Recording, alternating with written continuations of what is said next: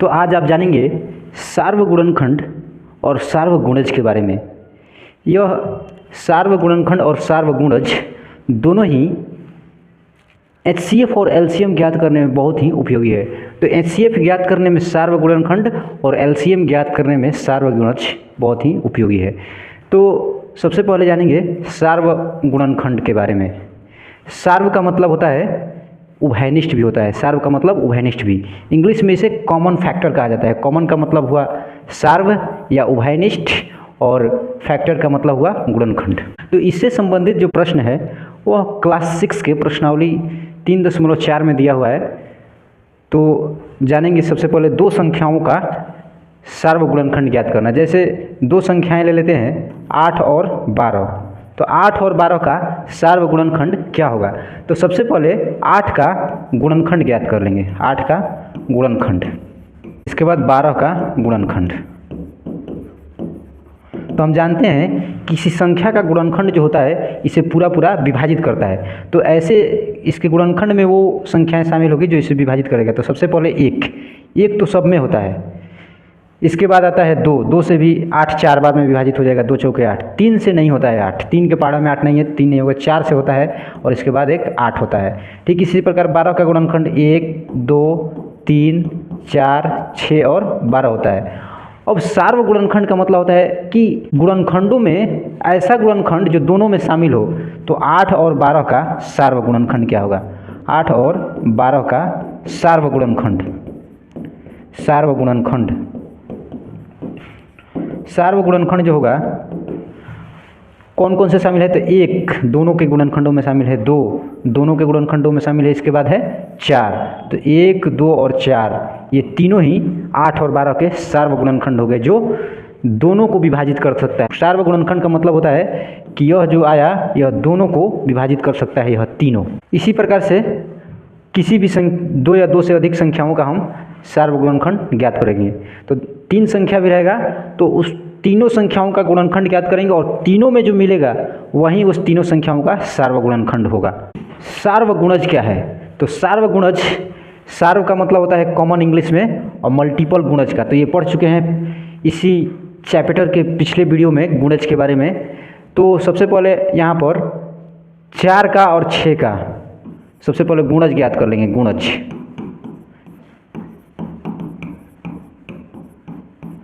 तो 4 का और गुणज हम जानते हैं कि गुणज जो भी होता है इस संख्या से विभाजित होता है। तो 4 का जो भी पहाड़ा है 4 4 2 8 4 3 12 4 चौके 16 4 5 20 4 छके 24 4 7 28 इस तरह से डॉट डॉट अनंत तक जाता है। वैसे तो 4 का पहाड़ा हम 10 तक ही पढ़ते हैं, लेकिन गुणज जो होता है अनंत तक 4 4 जोड़ते चले जाएंगे। ठीक इसी प्रकार से 6 6 दूनी 12 6 3 18 6 चौके 24 5 30 इस तरह से अनंत तक चला जाता है। अब 4 और 6 का सार्वगुणज क्या होगा? सार्वगुणज, सार्वगुणज का मतलब होता है उभयनिष्ठ गुणज। उभयनिष्ठ का मतलब होता है कि दोनों में शामिल होना चाहिए, उभयनिष्ठ।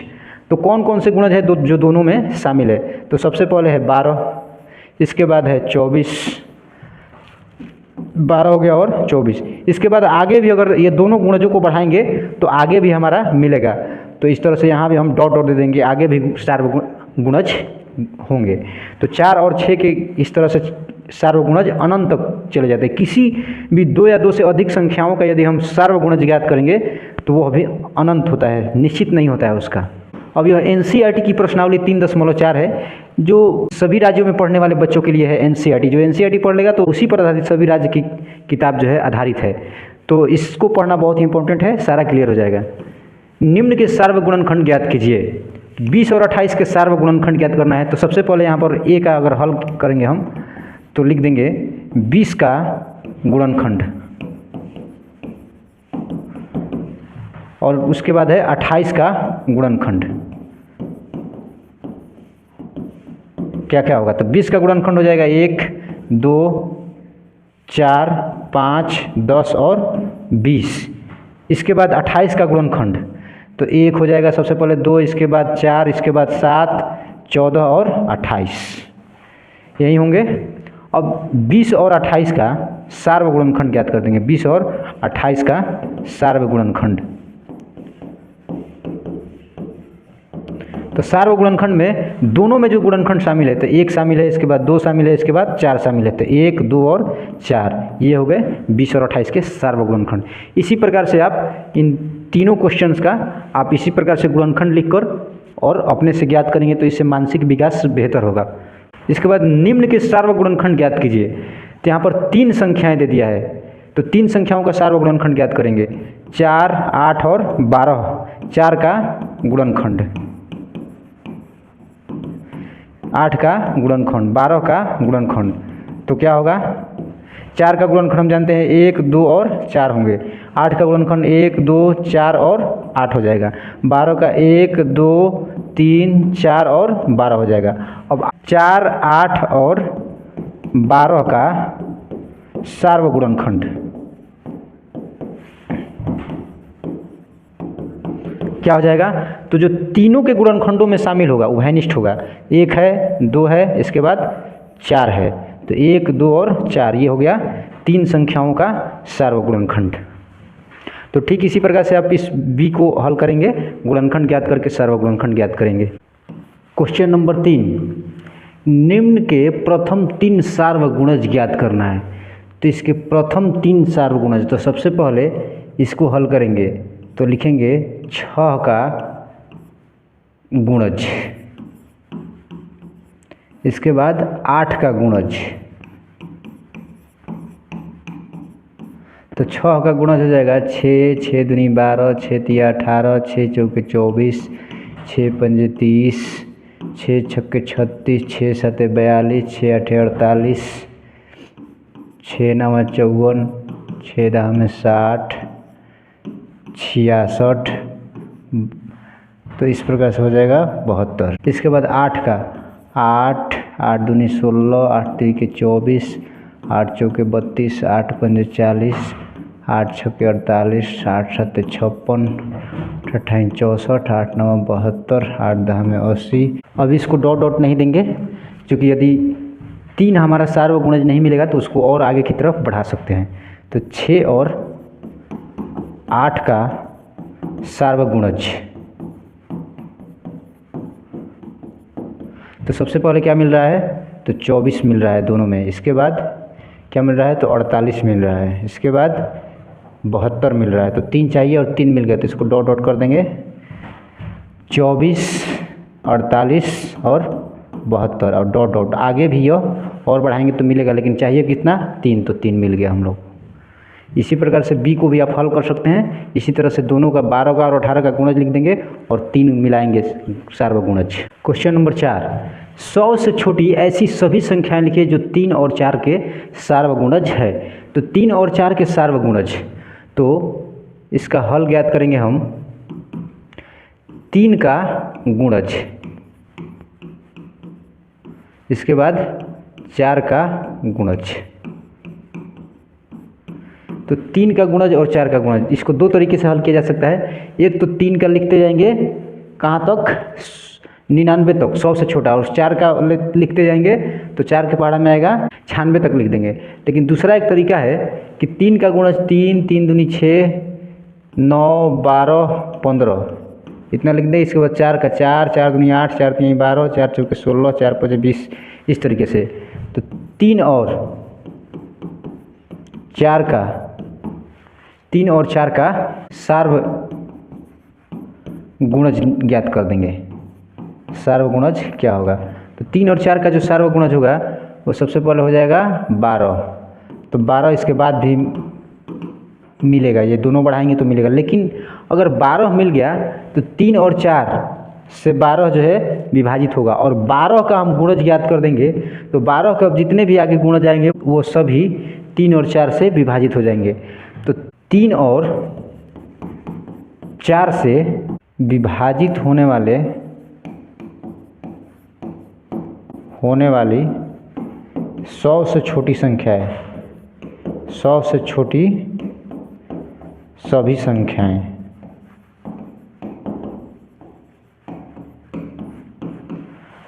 तो 12 जो मिल गया, तो 3 और 4 से जो 12 विभाजित होगा, 12 का जो गुणज लिख देंगे, 12 का गुणज। इस प्रकार से 12 का गुणज पहला हो जाएगा 12, 12 दूनी 24, 12 तिया 36, 12 चौके 48, 12 पंजे 60, 12 छक्के 72, 12 सत्ते 84, 12 आठे 96। अब इसके बाद 100 से ज़्यादा हो गया, तो इस प्रकार से हमारा आ गया ये जो सभी संख्याएं हैं 100 से छोटी जो 12 से विभाजित होंगी, और 12 जो है 3 और 4 से विभाजित होगा। इस प्रकार से 3 और 4 से विभाजित होने वाली सभी संख्याएं ये हो जाएंगी। 5 नंबर, निम्नलिखित में से कौन सी संख्याएं सहअभाज्य है? तो सहअभाज्य ज्ञात करने के लिए सबसे पहले 18 और 35, ये ए को ज्ञात करेंगे तो 18 और 35 का गुणनखंड ज्ञात करेंगे। ए का हल 18 का गुणनखंड क्या हो जाएगा? तो 1, 2, 3, 6, 9 और 18। इसके बाद 35 का गुणनखंड 1 से कटेगा, इसके बाद 5 से कटेगा, इसके बाद 7 से कटेगा, इसके बाद 35 से कटेगा। 18 और 35 का सार्वगुणनखंड ज्ञात कर देंगे। सार्वगुणनखंड तो क्या हो जाएगा? जो दोनों में मिलेगा गुणनखंड, तो 1 मिल रहा है केवल, तो 1 आ जाएगा। तो इस प्रकार हम सहअभाज्य पढ़ चुके हैं पिछले वीडियो में कि सहअभाज्य उसे कहते हैं जो 1 के अलावा किसी भी संख्या से विभाजित नहीं होगा। तो यहाँ 18 और 35 का सार्वगुणनखंड आ रहा है 1, अर्थात दोनों 1 से ही केवल विभाजित होगा। दोनों, वैसे तो 18 2 से 3 से हो जाएगा, लेकिन 35 2 से 3 से नहीं होगा, तो ये सार्वगुणनखंड नहीं कहलाएंगे। दोनों जिससे विभाजित होगा तो 1 से हो रहा है। इस प्रकार से 18 और 35 का सार्वगुणनखंड 1 आ रहा है, इसलिए दोनों सहअभाज्य है। चूँकि 18 और 35 का सार्वगुणनखंड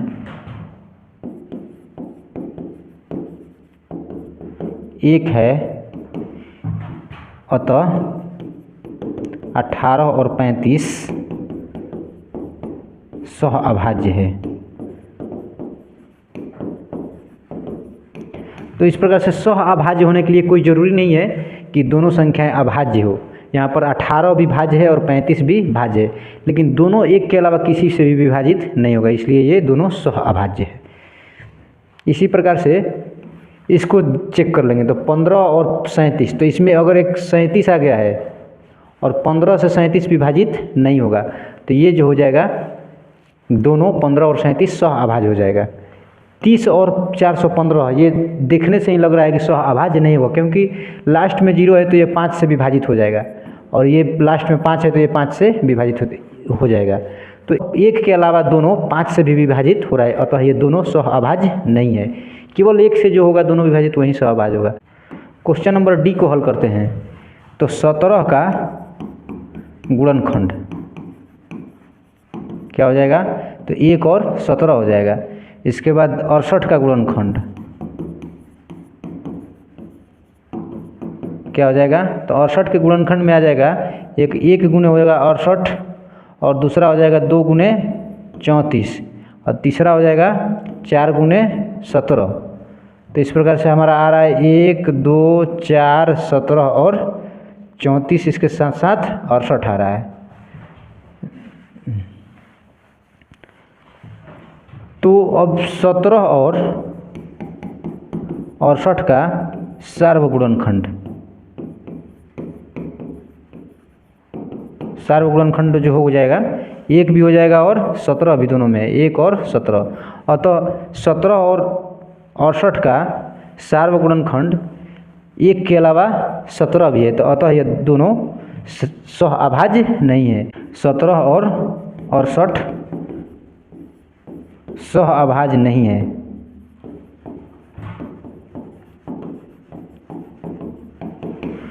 इसमें ये देख रहे हैं कि 17 एक अभाज्य संख्या होते हुए भी यह सहअभाज्य नहीं है, क्योंकि 17 से 68 विभाजित हो जा रहा है।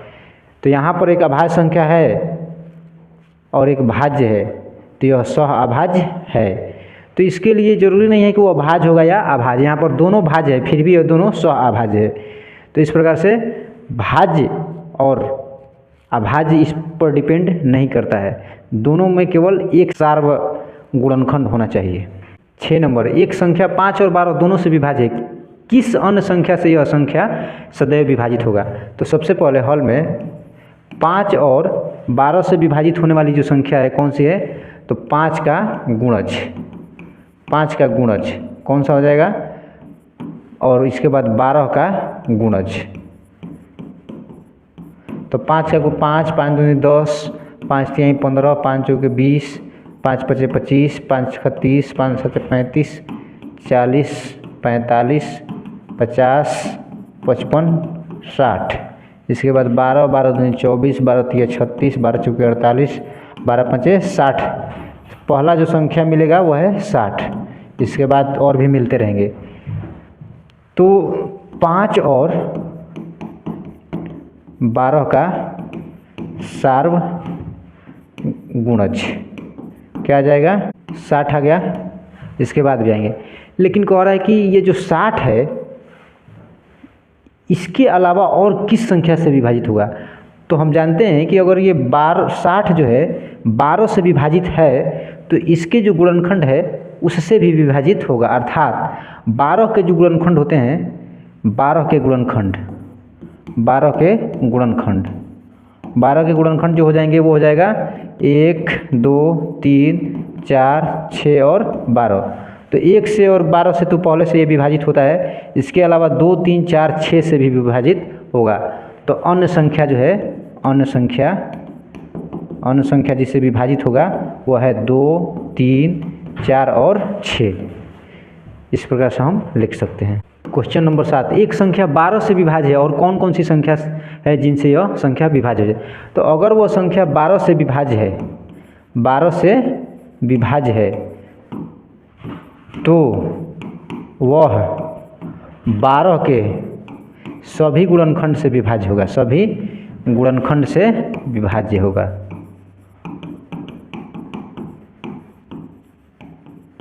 विभाज्य होगा जो कौन कौन से है, तो 12 के सभी गुणनखंड में 1 के अलावा 2 हो जाएगा, 3 हो जाएगा, 4 हो जाएगा और 6 हो जाएगा। ये हो जाएगा।